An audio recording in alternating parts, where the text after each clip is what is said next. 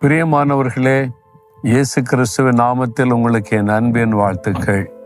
இந்த இடம் ரொம்ப அழகா இருக்குதா? பசிபிக் கடல். இது வந்து பசிபிக் பெருங்கடல். அதனுடைய ஒரு பகுதியில் நின்று கொண்டு உங்களோடு நான் பேசுகிறேன்.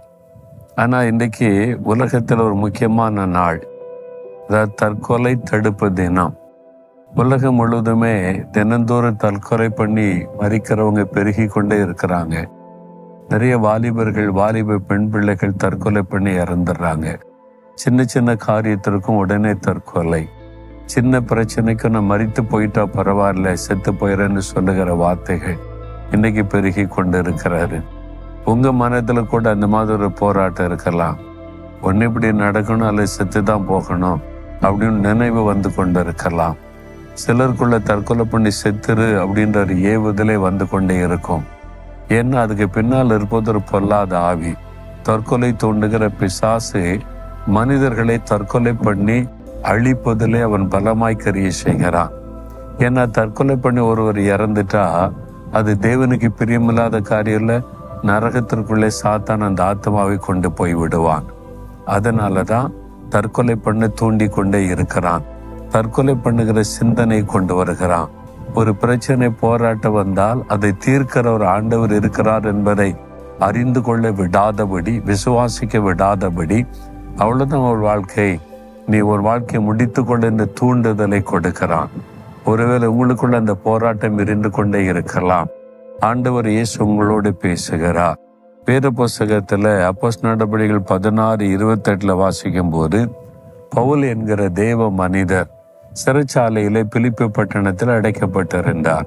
அவர் நற்செய்தி அறிவித்து பிசாசு பிடித்த பெண்ணுக்கு இயேசுவின் நாமத்தினாலே விடுதலை வாங்கி கொடுத்தார். அதனால அவர் ஜெயிலில் அடைச்சிட்டாங்க. நடுராத்திலே பவுலும் சீலாவும் தேவனை துதித்து பாடின போது கர்த்தருடைய வல்லமை இறங்கினது. சிறைச்சாலையின் அஸ்திபாரம் அசைந்தது. கதவுகள் பானாய் திறந்து கொண்டது. கட்டுகள் எல்லாம் கலந்து விழுந்தது. அது ராத்திரி நேரம். சிறைச்சாலைக்காரன், பொதுவாக அந்த சிறைச்சாலை அந்த ஜெயில இருப்பார்ல பெரிய அதிகாரி, அவங்க உள்ள ஓடி வந்து தீபங்களை கொண்டு வந்து பார்க்குறான். கதவெல்லாம் திறந்து கிடக்குது. கையில் கட்டப்பட்ட சங்கிலி எல்லாம் உடைந்து கிடக்கிறது. அப்போ கைதிகள் எல்லாம் தப்பி போயிட்டாங்க போல. அப்படி போனால் மேலதிகாரிகள் வந்து என்னதான் குற்றப்படுத்துவாங்க, என் டியூட்டியை நான் சரியா செய்யலைன்னு என்னை அவமானப்படுத்தி எனக்கு தூக்கு தண்டனை கொடுத்துருவாங்க. அதை விட நான் மறித்து விட்டால் நல்லது என்று தன்னையே கொலை செய்து கொள்ள, தற்கொலை பண்ண முயற்சிக்கிறான். பவுல் பரிசுத்த ஆவியினால் அறிந்து கொண்டு சொல்லுகிறார், நீ உனக்கு கேடு ஒன்று செய்து கொள்ளாதே, நீ ஒன்று மறிக்க தேவையில்லை, கேடு உண்டாக்கி கொள்ளாத, நாங்கள் இங்கே தான் இருக்கிறோம், உனக்கு ஆபத்தில்லை என்பதாய் சொல்லி தற்கொலை பண்ண இருந்து அவனை தடுத்து இயேசுவின் அன்பை சொல்லி அவன் ரட்சிக்கப்படுகிறான். இது உண்மை சம்பவம், வேதத்தில் எழுதப்பட்டு இருக்கிறது. உங்களை பார்த்து ஆண்டவர் சொல்றார், என் மகனே மகளே, உனக்கு கேடு உண்டாக்கி கொள்ளாதே. அதாவது ஒரே வாழ்க்கை தான் ஆண்டவர் நமக்கு தந்திருக்கிறார். இந்த வாழ்க்கைக்கு பிறகு இன்னொரு பிறவியெல்லாம் கிடையாது. இந்த வாழ்க்கைக்கு பிறகு ஒன்று மோட்சம் அல்லது நரகம். தற்கொலை பண்ணி இறக்கும் போது தேவன் நமக்கு கொடுத்த உயிரை நாமே போக்கிக் கொள்ளுகிறோம். தேவன் வைத்திருக்கிற திட்டத்தை உணராதபடி சாத்தானுடைய குரலுக்கு செவி கொடுத்த நம் வாழ்க்கை அழிக்கிறதுனால நம்ம தேவனை துக்கப்படுத்தி நம் வாழ்க்கையை நாம் அழித்து கொண்டு நரகத்தின் அக்னிக்குள்ளே சாத்தான் நம்மை கொண்டு போய் விடுவான்.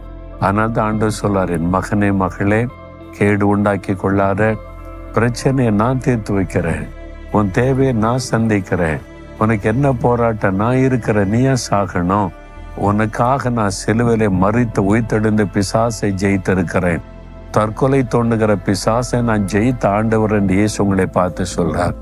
பிறகு இதுக்கு நீங்க உங்களுடைய வாழ்க்கையை முடித்து கொள்ள நினைக்கணும். நான் வாழணும் இயேசுக்காகன்னு சொல்லணும். நான் இயேசுக்காக வாழுவேன், இயேசு துணை இருக்கிறார், எல்லாவற்றையும் மாற்றி தருவார், நீ விசுவாசிங்க. அந்த தற்கொலை எண்ணெய் பொழுது உள்ளத்தை விட்டு விலகும்.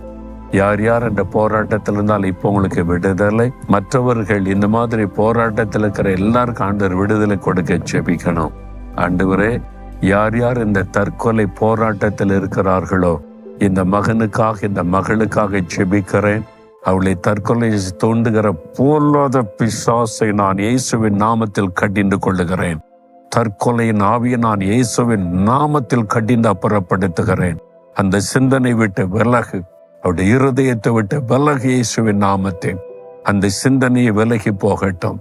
உலகத்தில் எந்த மூலையில யார் தற்கொலை பண்ண எண்ணினாலும் அவர்களுக்குள்ளே தற்கொலை தோண்டுகிற பிசாசின் கிரியைகள் அழியட்டும். இயேசுவின் நாமத்தில் விடுதலை உண்டாகட்டும்.